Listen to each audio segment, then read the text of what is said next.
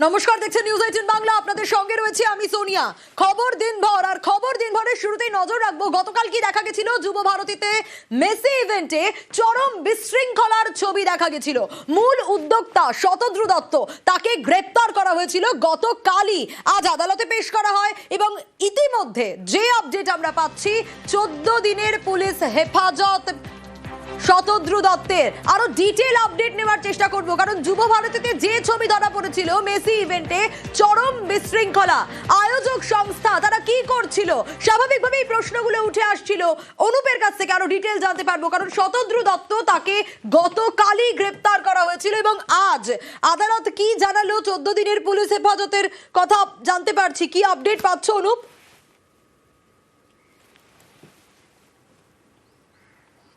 ইতিমধ্যেই গতকালে কিন্তু শতদ্রু দত্ত তাকে গ্রেপ্তার করা হয়েছে। পরবর্তী ক্ষেত্রে পুলিশের পক্ষ থেকে স্বতঃস্ফূর্ত মামলা যেমন রিজু করা হয়েছিল, তার পরবর্তী গ্রেপ্তার এবং গ্রেপ্তারের পরবর্তী ক্ষেত্রে আজকে যখন তাকে বিধাননগর আদালতে পেশ করা হয়, সেখানে কিন্তু একেবারে সরকারি আইনজীবীর পক্ষ থেকে কিন্তু স্পষ্ট করা হয় যে তাকে 14 দিনের পুলিশ হেফাজত দেওয়া প্রয়োজন।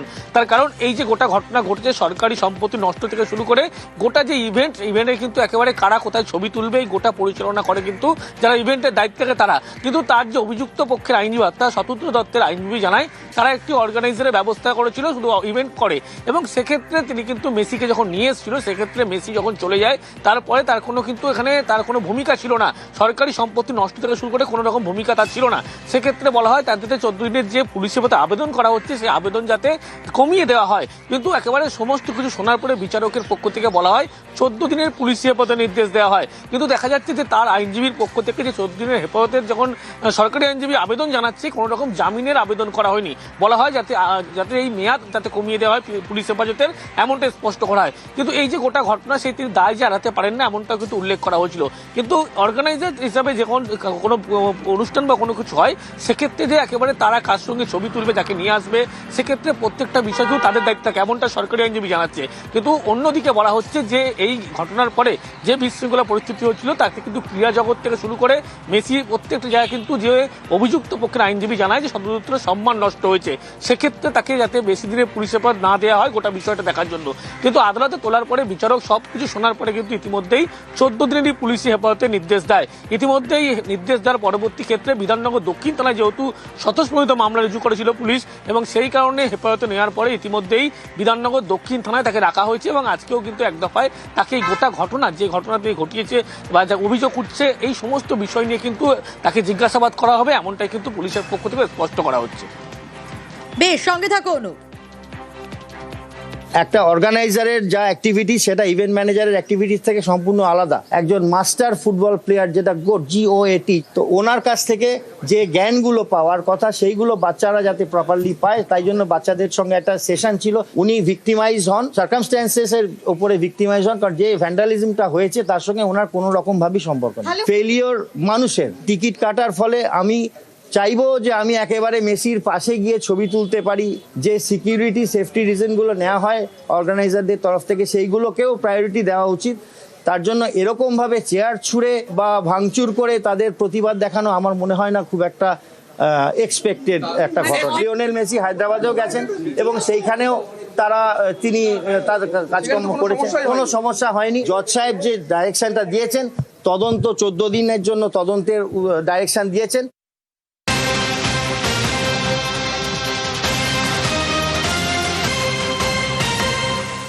আর মেসির দেখা না পেয়ে যুব ভারতীতে একেবারে তাণ্ডবের ছবি স্পষ্ট হয়েছিল।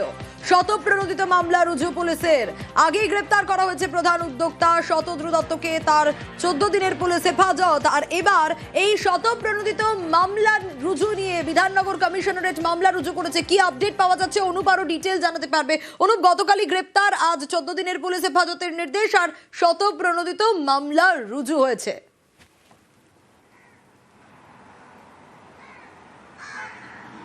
তো এই মামলা রুজু কিন্তু পুলিশের পক্ষ থেকে করা হচ্ছে, বিধাননগর দক্ষিণ থানায় স্বতঃস্ফূর্ত মামলা রুজু করেছে। কারণ গতকালকে মেসি ইভেন্টে যে বিশৃঙ্খলা পরিস্থিতি হয়েছিল, সেক্ষেত্রে কিন্তু মেসিকে শেষমেশ যে সফর ছিল সেই কাটছাট করে কিন্তু আগেই বিমানবন্দরে ফিরতে হয়েছিল।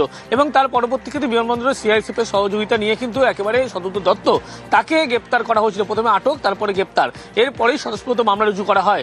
এবং যখন দেখা যায় যে এই মামলা করার একটাই কারণ, পুলিশের পক্ষ থেকে বারবার বলা হচ্ছে যে শুধুমাত্র এই ঘটনায় সরকারি সম্পত্তি নষ্ট থেকে শুরু করে গতকাল যে বিশৃঙ্খলা পরিস্থিতি পরিস্থিতি হয়েছিল যে ইভেন্টে তারা দায়িত্বে ছিল এবং ভিতরে বাউন্সার থেকে শুরু করে প্রত্যেকে উপস্থিত ছিল এবং সেক্ষেত্রে মেসির সঙ্গে কারা ছবি তুলবে বা মেসি সেখানে কাকে কাকে রাখবে এই গোটা বিষয়টি কিন্তু অর্গানাইজার হিসেবে তার দায়িত্বের মধ্যে পড়ে।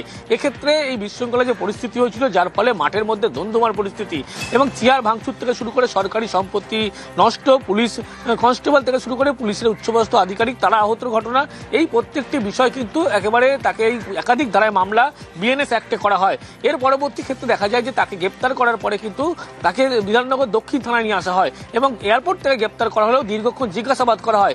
এছাড়া আরও বেশ কিছু তথ্য উঠে আসছে যেখানে বলা হচ্ছে যে কোনো যখন স্টেডিয়ামের মধ্যে খেলা চললে কিন্তু জলের বোতল ব্যবহার করা যায় না, কিন্তু একটা কোম্পানি এক সংস্থাকে টেন্ডার দেওয়া হচ্ছে, সেখানে স্পষ্ট করা হচ্ছে যে মোটা টাকা অঙ্কের বিনিময়ে টেন্ডার দেওয়া হয়েছিল।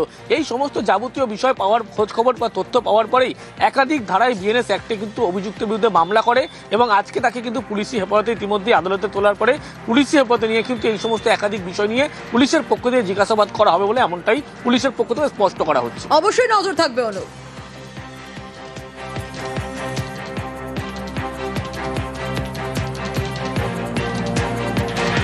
অনেকগুলো প্রশ্ন উঠছে। গতকাল যুব ভারতীতে মেসি ইভেন্টে বিশৃঙ্খলার ছবি আর একাধিক বেনিয়মের অভিযোগে সরব হয়েছেন বিরোধী দলনেতা। রাজ্যের তদন্ত কমিটি নয়, তিনি নিরপেক্ষ তদন্ত কমিটির দাবি করছেন। বলছেন 26-এর ভোটে ফুটবল আবেগকে কাজে লাগানোর চেষ্টা। এভাবেই তোপ দেখেছেন শুভেন্দু অধিকারী। কি বলেছেন দেখুন। নির্বাচনের কয়েক মাস আগে এই ফুটবল আবেগ সেটাকে ব্যবহার করে তারা অপব্যবহার করতে চেয়েছিল। আমরা সবাই লজ্জিত। বিরোধী দলনেতা হিসেবে আমি মহামহিম রাজ্যপাল মহোদয়, আমাদের সাংবিধানিক প্রধানের কাছে মমতা ব্যানার্জির পাড়ার লোককে দিয়ে লোক দেখানো তদন্ত কমিটি নয়, সিটিং জাজকে রেখে কলকাতা পুলিশ তথা বিধাননগর পুলিশ তথা পশ্চিমবঙ্গ পুলিশকে সরিয়ে রেখে নিরপেক্ষ তদন্ত করা দরকার। এটা আমরা কাল থেকে বলেছি। অবিলম্বে সুজিত বোস এবং অরূপ বিশ্বাসকে বরখাস্ত এবং গ্রেপ্তারের কথা বলা হয়েছে। মেসিকে দেখানোর প্রতিশ্রুতি দিয়ে যে অর্থ সংগ্রহ করা হয়েছে সেই অর্থ ফেরত দেওয়ার দাবি করেছি। নিয়মাবলী দেওয়া হয়েছিল এন্ট্রির ক্ষেত্রে, সেখানে জলের বোতল নিয়ে ঢোকা যাবে না, বারণ করা হয়েছিল। তাহলে রাজ্য সরকার কেন পাবলিক হেলথ ইঞ্জিনিয়ারিং দপ্তর অথবা বিধাননগর কর্পোরেশনকে দিয়ে পানীয় জলের ব্যবস্থা করলেন না? কে বা কারা 10 টাকার চিপসকে 100 টাকায়, 20 টাকার চাউমিনকে 150 টাকায়, 20 টাকার জলের বোতলকে 200 টাকায় বিক্রি করলো? এদেরকে অরূপ স্বরূপ আমদানি করলো। যদি 50,000 জলের বোতল 20 টাকার বোতল যদি 200 টাকায় বিক্রি হয়, তার টাকাটা কত হতে পারে? লক্ষ লক্ষ টাকা বা কোটি টাকার উপরে এখানেই বাণিজ্য করে নেওয়া হয়েছে। এরা কারা? মেসি ইভেন্টে বিশৃঙ্খলা, ক্রীড়ামন্ত্রীর বিরুদ্ধে সরব বিরোধী দলনেতা।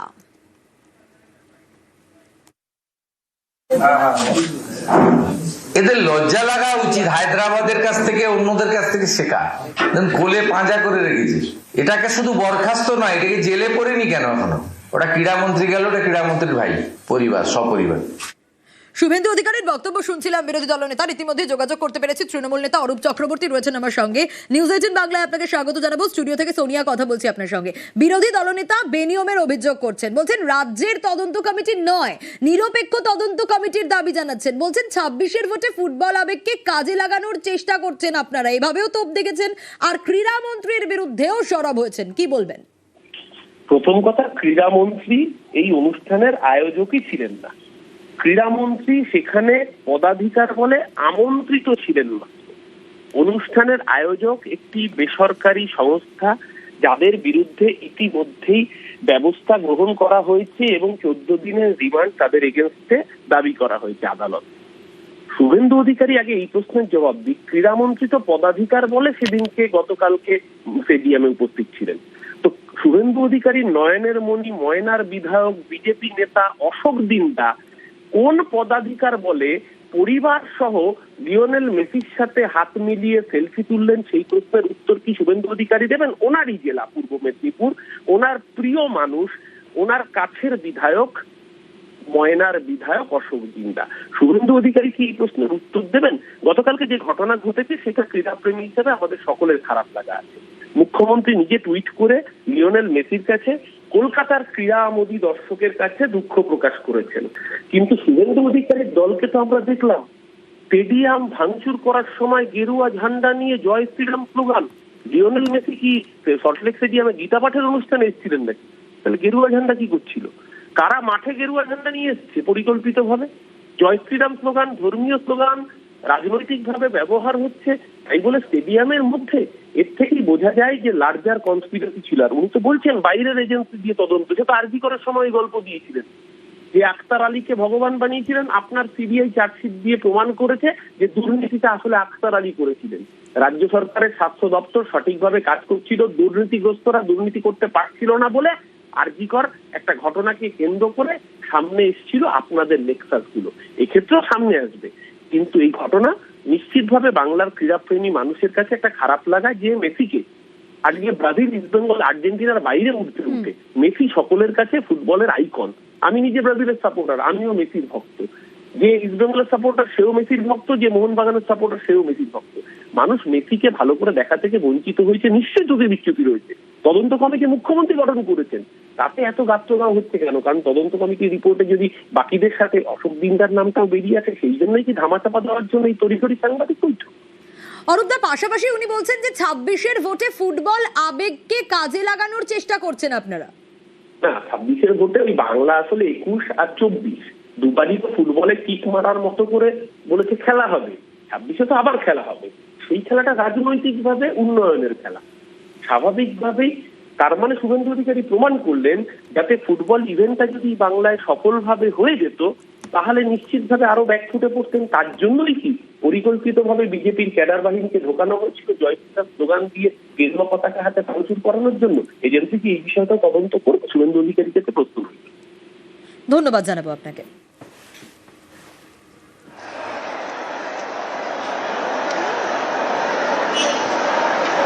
আর এই গোটা ঘটনাকে কেন্দ্র করে লিওনেল মেসি আসার পর যুব ভারতীতে যে বিশৃঙ্খলার পরিস্থিতি তৈরি হলো, তাতে শুধু এই পরিস্থিতি নয়, রাজ্য রাজনীতিও গরম।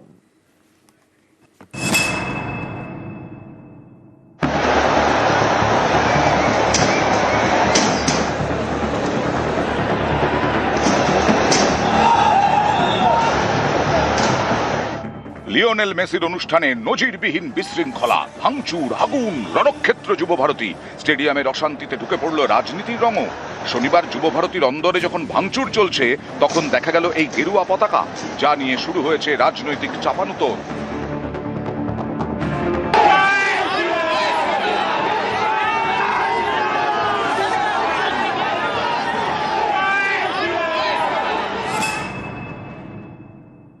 এখানে এর আগে বহু অনুষ্ঠান হয়েছে, এমনকি 2012 এবং 2014 সালে কলকাতা নাইট রাইডার যখন IPL জেতে তখন রাজ্য সরকারের ব্যবস্থাপনায় সুন্দরভাবে অনুষ্ঠান হয়। কিন্তু আজকে আমরা দেখতে পেলাম যে গেরুয়া পতাকা নিয়ে মুখে জয় শ্রীরাম স্লোগান দিয়ে একদল মানুষ সেখানে জিনিসপত্র ভাঙচুর করছেন। দেখুন, প্রচুর মানুষ ছিল, প্রত্যেকে কিন্তু ভাঙচুরের সঙ্গে যুক্ত নন। বিজেপি রাজ্যকে বদনাম করার জন্য যে কোনো স্তরে যেতে পারে, তাই ভাঙচুরটা কারা করলো এটাও তদন্তের আওতায় আসা প্রয়োজন আছে। তৃণমূল এরকম ভিডিও ছেড়েছিল, গলায় গেরুয়া ফেটি দিয়ে সুকান্ত মজুমদার গো ব্যাক বলা, ফাঁস হয়ে যাওয়া স্ট্র্যাটেজি। এখন যেখানে যা হবে একটা গলায় গেরুয়া উত্তরীয় নিয়ে নেবে, একটা গেরুয়া পতাকা নিয়ে জয় শ্রীরাম বলে চেঁচাবে। তৃণমূলই করেছে।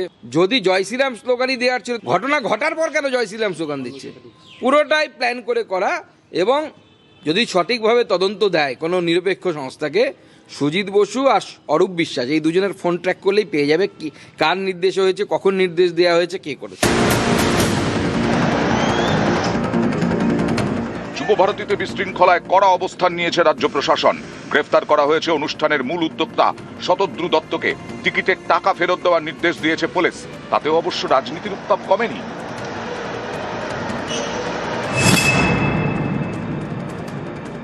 আরে ওসব গেরুয়া পতাকা প্ল্যান করিয়ে মানুষকে তৃণমূল মূর্খ ভাবতে শুরু করেছে। গেরুয়া পতাকা চারিদিকে এখন মানুষ গেরুয়া ঝড় চলছে, বুঝতে পারছেন? সিসিটিভির ফুটেজ নিয়ে আপনি তদন্ত করুন। মেসিকে ঘিরে যারা দাঁড়িয়ে ছিল তারা কারা, তাদের মধ্যে কোথায় কোন গেরুয়াধারী ওখানে দাঁড়িয়েছিল আপনি বলুন। ফুটবল সম্রাট পেলে পর্যন্ত এসেছেন, কখনোই বিশৃঙ্খলা হয়নি। হাজার হাজার টাকা দিয়ে মানুষ এসেছেন মেসিকে দেখতে।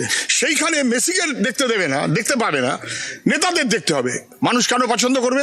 কিছু রাস্কেল সংগঠনের ব্যবস্থা করেছে। এর দায় পুরোপুরি নিতে হবে সরকারের যারা বাধা। পশ্চিমবঙ্গের মানুষের সঙ্গে এইভাবেই খেলা হয়। প্রতিশ্রুতি দাও, লোকের সমর্থন আদায় করো এবং লোকের আবেগ নিয়ে ভালোবাসা নিয়ে খেলো এবং তাদেরকে বঞ্চিত করো। দিনের পর দিন প্রতিজ্ঞা করে টিকিট পেতে লাইন দিয়েছে, পয়সা খরচ করে কত দূর দূর থেকে তারা এসছে, এবার যাকে দেখতে এসছে তাকেই যদি দেখতে না পাই এবং দেখতে না পাওয়ার জন্য যদি সেখানে দায়ী হয় সংগঠকেরা, তৃণমূলের নেতারা, তাহলে ক্ষোভটা তো আজকে পড়বে তাদের বিরুদ্ধে। কিন্তু পশ্চিমবঙ্গে যে সুনামটা আমরা আজকে শেষ হয়ে গেছে দেখলাম, তার জন্য নিজেকে আমরা লজ্জিত বোধ করছি।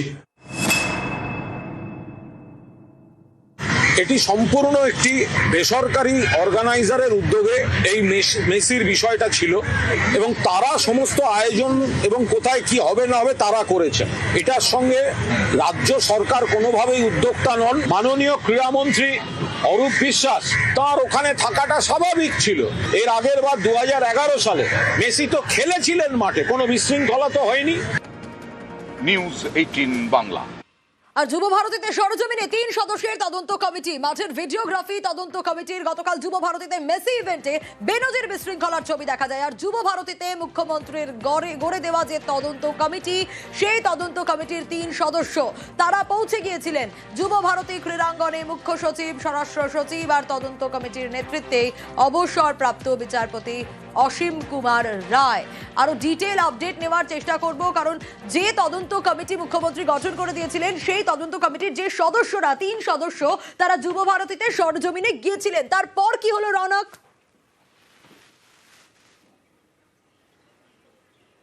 দেখো, একেবারেই প্রাক্তন বিচারপতি অসীম কুমার রায়ের নেতৃত্বে যে 3 সদস্যের এই তদন্ত কমিটি, তারা সকালেই যুব ভারতী ক্রীড়াঙ্গনে আসেন। তারা যে জায়গাটি ঘটনা ঘটেছে গোটা মাঠ চত্বর ঘুরে দেখেন। একেবারেই ইনিশিয়াল স্টেজে এই তদন্ত রয়েছে, সেক্ষেত্রে এখনই তারা সেভাবে কিছু বলতে পারছেন না কত টাকার ক্ষয়ক্ষতি হয়েছে। শুধু তাদের কাছে তারা যেটা বিষয়টি প্রাথমিক পর্যায়ে রেখেছেন যে যাতে ভবিষ্যতে এরকম ধরনের ঘটনা আর কোনোদিন না ঘটে, সেই বিষয়গুলোকে সামনে রেখে কী কী ধরনের প্রিকশন নেওয়া উচিত সেই দিকগুলো কিন্তু তারা খতিয়ে দেখছেন। এবং গতকালকে ঠিক কী ঘটনা ঘটেছিল সেই বিষয়ে জানতে ইতিমধ্যে বিধাননগর কমিশনারেটের যিনি কমিশনার রয়েছেন মুকেশ, তিনি এখানে এসেছিলেন। তার সঙ্গেও কিন্তু তদন্ত কমিটির যারা প্রতিনিধিরা রয়েছেন তারা একটা বৈঠক করেছিলেন। গতকালকে নিরাপত্তাজনিত বিষয় কোনো ফাঁক করছিল কিনা সেই বিষয়ে কিন্তু কথাবার্তা বলেছেন। এবং কিভাবে মাঠের ভেতরে এত বেশ কয়েকজনের যে ভিড় দেখা গেছে তারা প্রবেশ করলো, এই বিষয় নিয়েও কিন্তু একটা আলোচনা রয়েছে। অর্থাৎ পুলিশের সঙ্গে একদিকে যেমন নিরাপত্তাজনিত বিষয় নিয়ে তদন্ত কমিটির প্রতিনিধিরা কথা বলেছেন এবং গতকাল ঠিক কী ঘটনা ঘটেছিল সেই বিষয়ে জানতেও কিন্তু গতকালকে যারা মাঠে উপস্থিত ছিলেন একাধিক ব্যক্তি এবং আধিকারিকদের সঙ্গে তারা কথা বলেছেন। যেহেতু এই তদন্ত একেবারে ইনিশিয়াল স্টেজে রয়েছে, সে কারণে আজকে তারা এসে এই যুবভারতী ক্রীড়াঙ্গন গোটা মাঠের চত্বর ঘুরে দেখলেন এবং ক্ষয়ক্ষতির পরিমাণ কত টাকা এই বিষয় নিয়েও তারা পরবর্তীতে আলোচনা করবেন। এবং যে বিষয়টি প্রথম থেকে উঠে আসছিল, যারা এই টিকিট কেটেছিল তারা রিফান্ড পাবেন কিনা সেই বিষয়ে কিন্তু আশ্বস্ত করা হয়েছে। সেই বিষয়টিও কিন্তু তদন্ত কমিটির যারা রয়েছেন তারা খতিয়ে দেখবেন এবং পরবর্তীতে যাতে এরকম ধরনের কোনো ঘটনা না ঘটে এই বিষয়ে কিন্তু তারা বিশেষ করে জোর দিচ্ছে। বেশ, আমরা এসেছি তদন্ত করতে, দেখে আমাদের সরকার বলেছে যে রেফারেন্স যেটা থাকে তার মধ্যে একটা হচ্ছে রেকমেন্ড দ্য মেজার্স, ফিউচারে যাতে এই ধরনের ঘটনা না ঘটে, ভবিষ্যতে তার জন্য ব্যবস্থা নেবার কী কী করা উচিত গভর্নমেন্টকে সাজেস্ট করা। তো আমরা সেটা করব, সময় মতো করব, তখনই আমাদের কি বক্তব্য আমরা জানাবো, ডিসাইড করব। আমরা নোট নিয়েছি, আমরা কি দেখেছি সেগুলো আমরা যথাসময় যথাজায়গায় করব। আমার রিপোর্টে সেটা রিফ্লেকশন থাকবে। এই মুহূর্তে যখন আমি প্রাথমিক জায়গায় আমি কিছু রিফ্লেকশন দেব না।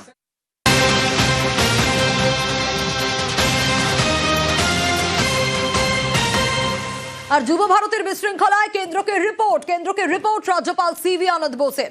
যুব ভারতের বিশৃঙ্খলায় কড়া বার্তা রাজ্যপালের। যুব ভারতী স্টেডিয়াম সরজমিনে সিভি আনন্দ বোস। গতকাল স্টেডিয়ামের গেট বন্ধ থাকায় ফিরে যান Bose.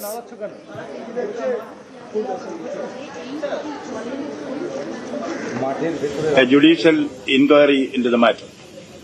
This I had pointed out immediately after the incident took place. Arrest of the organizers, not the organizers. Refund the ticket money paid by the public.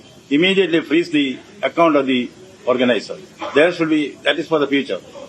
There should be a standard operating procedure for congregation management in every city, particularly in Kolkata. There should also be an insurance scheme. The spectators should be insured, the premium to be paid by the organizer. 12 points which I suggest to government, and these aspects are to be taken into account for the future. All these have been elaborated in detail and given to the government as a directive from the Lok Bhavan. I will also be submitting my report containing detailed recommendations to the Government of India as well, and also to the sports authorities concerned.